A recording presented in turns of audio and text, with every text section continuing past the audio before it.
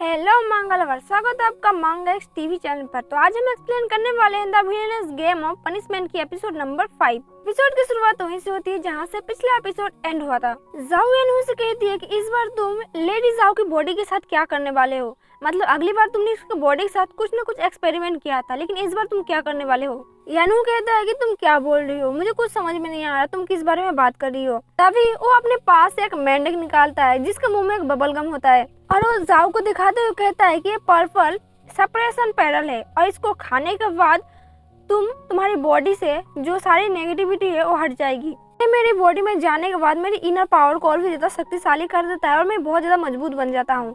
और ये ऐसी आत्माओं को दूर रखता है जो कि उनकी बॉडी से कहीं और से आ जाती है। मुझे लग रहा है कि तुम्हारी बॉडी में भी कोई ऐसी आत्मा घुस गई है जो कि तुम अजीब अजीब बातें कर रही हो। पर्पल बेरी खाने के बाद तुम्हारे अंदर जो आत्मा है वो निकल जाएगी बाहर और तुम बिल्कुल ठीक हो जाओगी।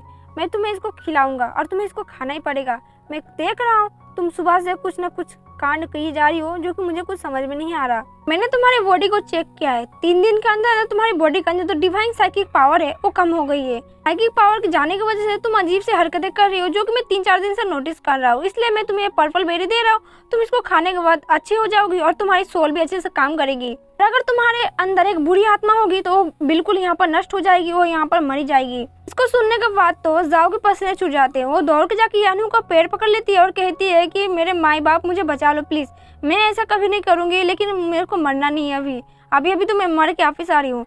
यानू कहता है क्या बोल रही हो तुम। जाओ यहाँ पर नाटक करने लगती है। वो रोते हुए यानू से कहती है कि मैं आपके लिए बहुत ज्यादा वफादार हूँ, मैं आपके साथ कभी भी गलत नहीं करूंगी। मैं आपको एक सच बात बताना चाहती हूँ कि मैं दूसरी दुनिया से आई हूँ और मैं बहुत ज्यादा काइंड हार्ट पर्सन हूँ, मैं बहुत ज्यादा शरीफ हूँ और मैं कभी भी किसी को तकलीफ नहीं देती हूँ।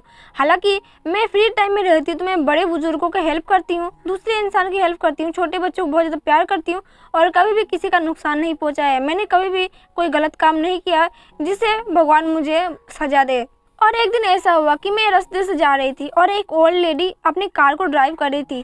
तभी मैं उसको बचाने जा रही थी जिससे उसका ब्रेक फेल हो गया था और मैं बचाने के चक्कर में उसका कार से मेरा एक्सीडेंट हो गया और मैं मर गई। और मरने के बाद मैं इस जगह पर आ गई और आने के बाद मुझे यहाँ पर कुछ समझ में नहीं आ रहा था यहाँ पर क्या चल रहा है और तब से लेकर अभी तक मैं यहाँ पर कुछ समझ नहीं पा रही थी। लॉर्ड यानू, मैंने आपके बारे में सुना, आप बहुत ज़्यादा अच्छे हो और आप एक नेक इंसान होने के नाते मुझे आपकी हेल्प चाहिए। आप मुझे सज़ा नहीं देंगे, मुझे पता है कि आप मुझे कुछ नहीं बोलेंगे, मेरी गलती कुछ नहीं है, प्लीज़ मुझे माफ़ कर दिया अगर मैंने कोई गलती किया तो। यानू कहता है कि मैंने तुम्हें धोखा दिया, बस मुझे यह जानना था कि तुम कौन हो और तुम कहाँ से आई हो और तुम्हारा मकसद क्या है। जिसे सुनने के बाद जाओ के तो पसीने छूट जाते हैं और कहती क्या इसने मुझे धोखा दिया, मतलब इसने मुझे जानबूझ कर ऐसा बातें किया ताकि मैं अपनी सारी पोल खोल दूं। यानू कहता है कि तुम्हारी सोल ने ऑलरेडी इस बॉडी को काबू में कर लिया है तो इसका डिवाइन पावर का कोई फायदा नहीं होने वाला। लेकिन तुमको देख के ऐसा लग रहा है कि तुम्हारी जो आत्मा है यानी तुम्हारी जो सोल है वो दूसरी दुनिया से आई हुई है, लेकिन इसको कल्टीवेशन के मामले में कुछ नहीं पता है। और तुम्हारी जिस तरीके से हरकतें हैं तुम्हें देखकर से लगता है कि तुम्हें स्पिरिचुअलिटी के बारे में कुछ नहीं पता।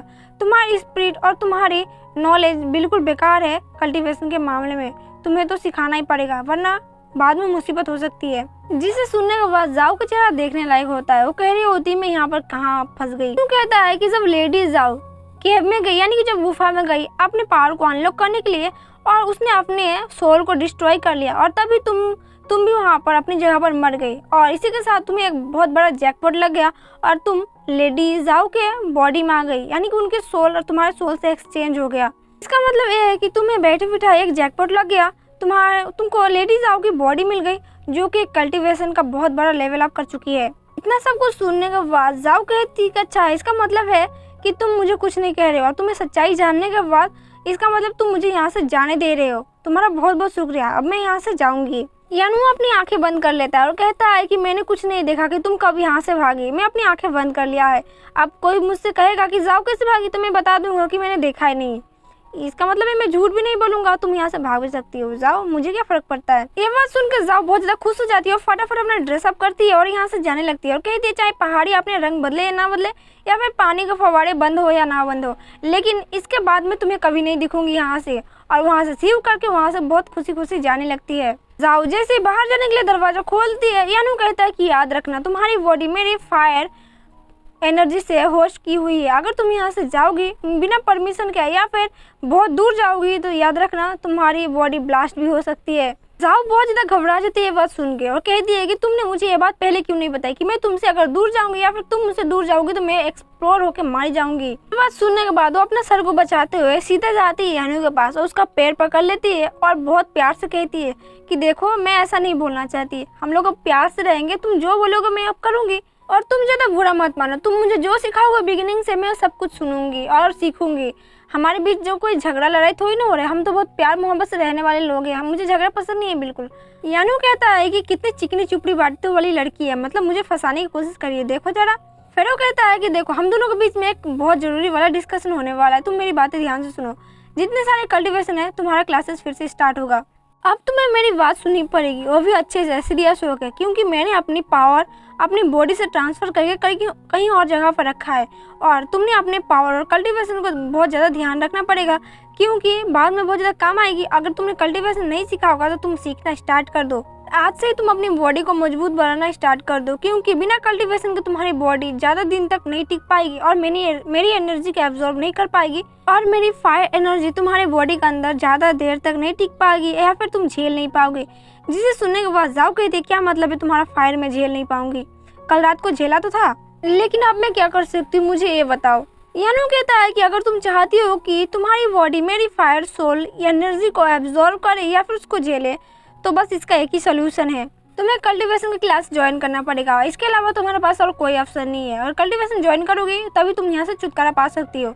और इसी के साथ हमारा एपिसोड नंबर 5 यहीं पर एंड होता है और अगर आपको वीडियो अच्छा लगे तो प्लीज़ वीडियो को लाइक करें, लाइक ना कर सको तो प्लीज़ एक डिसलाइक भी मार देना, लेकिन कुछ ना कुछ कर देना और चैनल पर नए हो तो प्लीज़ चैनल को सब्सक्राइब कर दे। Thank you so much.